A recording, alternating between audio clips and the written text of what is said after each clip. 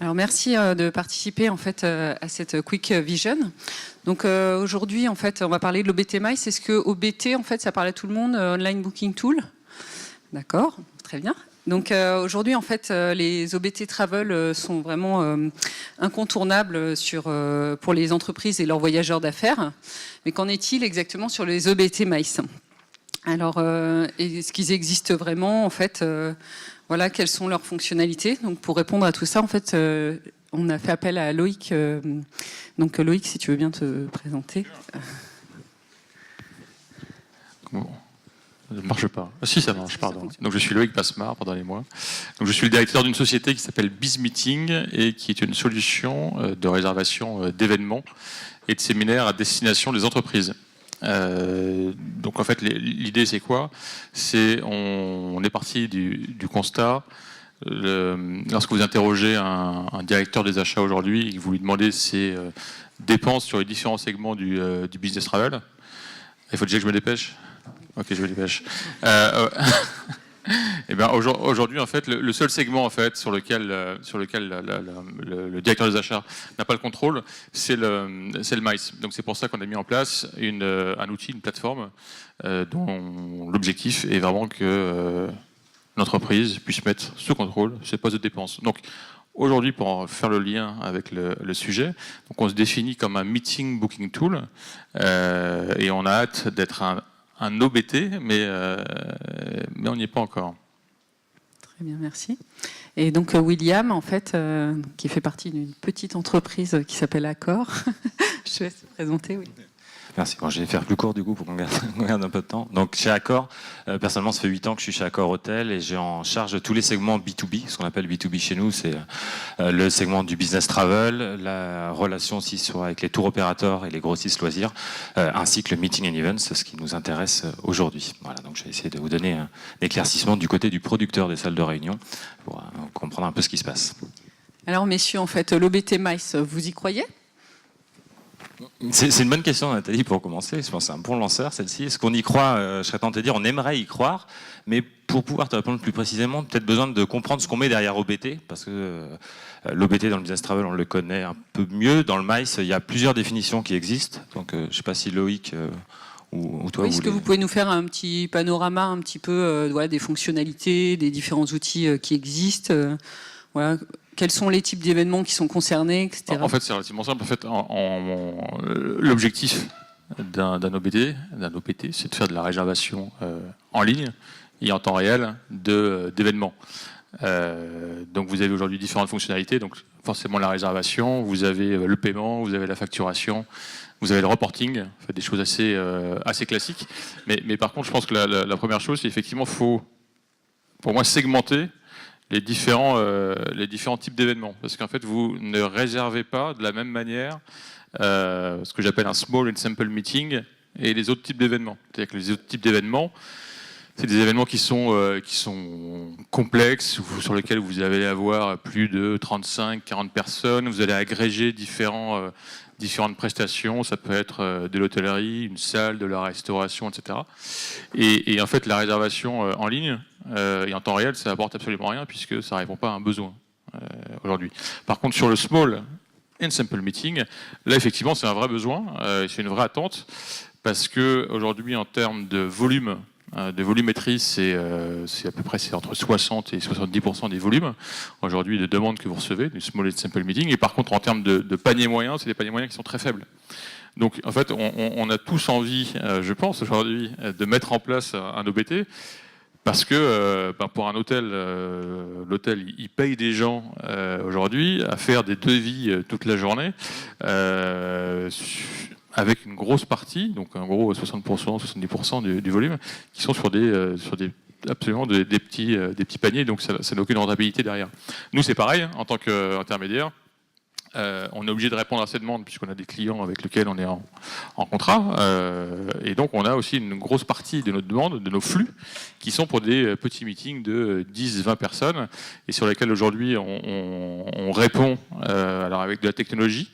Donc on arrive à simplifier au maximum la réservation. Par contre, on n'a pas encore accès au stock, à l'inventaire des prestataires, malheureusement.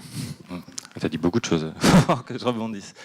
On n'avait pas partagé le chiffre, mais je suis d'accord avec toi sur le 60% des volumes du meeting and event sont faits sur des petits formats.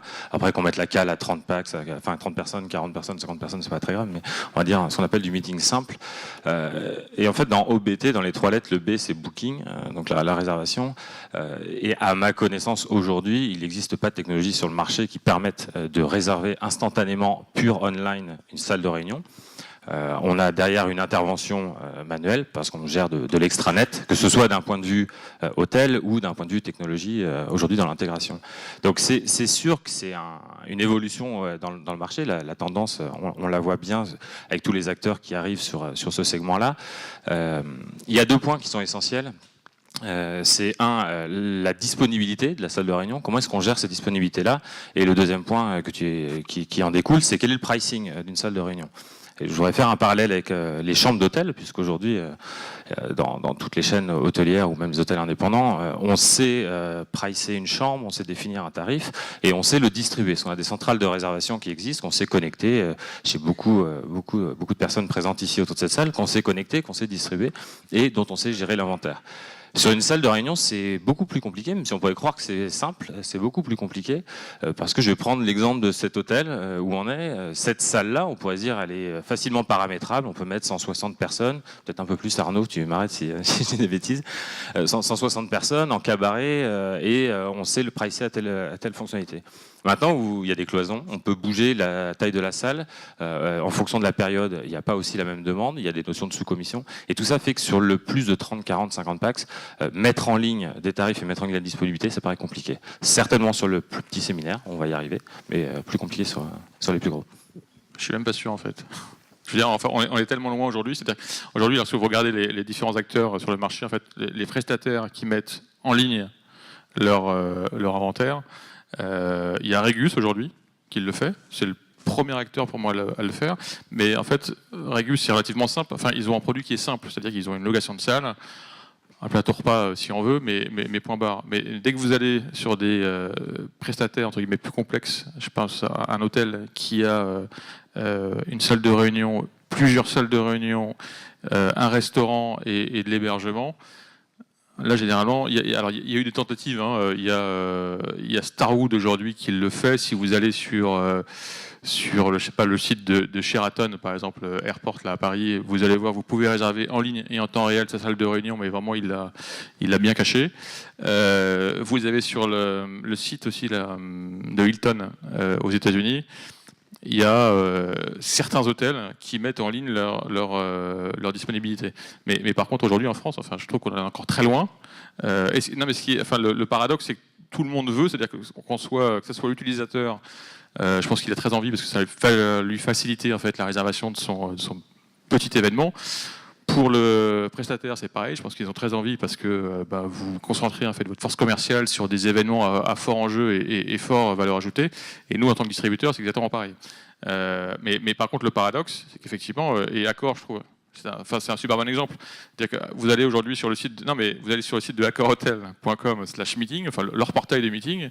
Vous regardez les hôtels sur Paris, vous n'avez même pas les prix. Ne serait-ce que le tarif d'une simple journée d'études, ça n'apparaît pas. Donc vous êtes obligé de faire des requests. Alors à force de les interroger, nous forcément distributeurs on les a, mais en tout cas ils sont pas affichés aujourd'hui aux utilisateurs. C'est aussi une adaptation par rapport à la façon en fait d'acheter les meetings aujourd'hui, voilà, qui est en train de changer avec l'ubérisation des services. Donc il faut adapter aussi la technologie. Et ça prend un petit peu de temps en fait, puisque ces acteurs en fait n'étaient pas forcément inscrits dans une logique de e-commerce, on va dire. Non, mais c'est sûr, enfin, le chemin il est encore long pour y arriver. Encore une fois, il faut qu'on crée un référentiel de salles, de distribution de salles, ce qui aujourd'hui n'existe pas dans le fonctionnement. Maintenant, je peux parler au nom d'Accor Hôtel, mais j'imagine que mes confrères sont dans la même logique. C'est clairement un enjeu pour nous d'être capable d'anticiper le mouvement qui se passe sur le meeting and events, d'être capable nous déjà de digitaliser la réservation de la salle, on va dire entre les services support et l'hôtel lui-même. Donc là il y a des enjeux assez importants sur ce point-là, puisque tant qu'on ne met pas cette brique dans le fonctionnement, derrière on est incapable de pouvoir proposer quelque tarif que ce soit. Donc c'est une des clés. Loïc, tu disais qu'on en est loin, il y a encore un peu de boulot, mais je suis assez confiant et je pense que ça va arriver assez vite, en tout cas pour nous.